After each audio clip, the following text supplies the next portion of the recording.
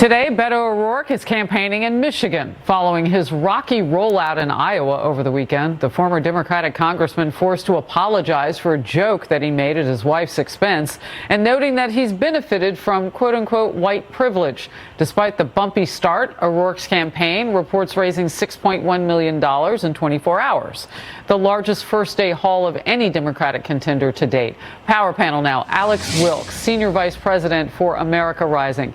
Jason Nichols, he looks so happy, a professor at the University of Maryland. What are you so happy about? Beto is raising money, but why would people give their money this early? I'm just curious. Is he someone they should bet on? What do you think? I think he could be. I'm not going to throw all my weight behind him, which is probably not a lot, but I wouldn't throw it all behind him at this point. I think that he is someone who is charismatic, and really I think people on the left are looking for right now is someone who has enough personality to beat Trump. And you saw the excitement in Harris County, the excitement in many parts of Texas, which was unprecedented for somebody blue in that state. So I think, a lot of people see a lot of promise in him. He has some Obama-like characteristics. So people are excited, and he has an opportunity to really grab it and take us all the way this time. Obama-like characteristics. Alex, I'm curious. So that was the most transparent answer, by the way, that I've heard from a Democrat recently, that you're looking for somebody with personality who can beat Donald Trump. Boy, that's going to have to be a big personality. Absolutely. And you're going to have some more substance. Look, $6.1 million is nothing to sneeze at. However, he did have a big fundraising list to begin with. So he had a great base of support to kind of draw upon for this.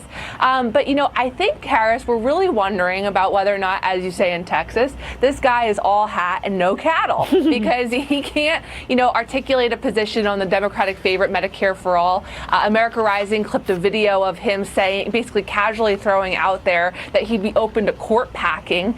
So he's posing for Vanity Fair. He's, making these jokes on the campaign trail, but it's I think a little early to tell about whether or not he has, what it takes to have that bright spotlight shine on him in a presidential contest. I'm just wondering why there is so much spotlight, and whether Joe Biden, had a little gaffe yesterday. He accidentally said he was getting in, and then he pulled back. I happen to think that when you're in politics for that many years, you probably don't really have a gaffe like that, like you're trying to telegraph it out. You think there's pressure on the other candidates in your party, Jason, to do something big and bold at this point? This guy's scooping up money.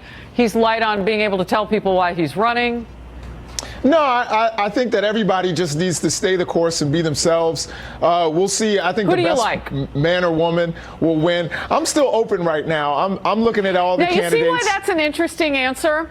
Because you've got some big names in the game right now. When you look at some of the Fox News polling and polling of others, you've got Joe Biden and Bernie Sanders soaking up 51% just with the two of them, if you just add them up. How can you not know who you want? I think Joe Biden has some issues from his past, particularly with criminal justice. And I think, him going up against Trump, who actually did something about criminal justice, could be problematic. Some of the things with Anita Hill, he has some issues with. So I think, Joe Biden is not necessarily the perfect candidate. And if you're looking for the perfect guy or woman, nobody's looking for anybody perfect. That would not be the case. Alex, I want to play this from former Democrat mayor from New Orleans, Mitch Landrieu. Watch this. He got criticized for his opening because he made some missteps, but that's a wild number this morning that you have to look at. That's a big number. And of course, if you want to stay in this game, you have to be able to raise money. At some point in time, you're going to have to come out with a platform. So Elizabeth Warren is producing books and not raising as much, and he's not producing that much, and he raised a bucket load. But as the campaign goes on, all of these candidates are going to have to flush out what their ideas are for the country. Alex, does the money impress or scare you on your side real quick? Look, I think at the end of the day, they still have to put up or shut up on the policy ideas, and the fact that Beto cannot articulate why it is that he's running or what he's doing is a major problem for them. All right. Thank you both. I'll be right back.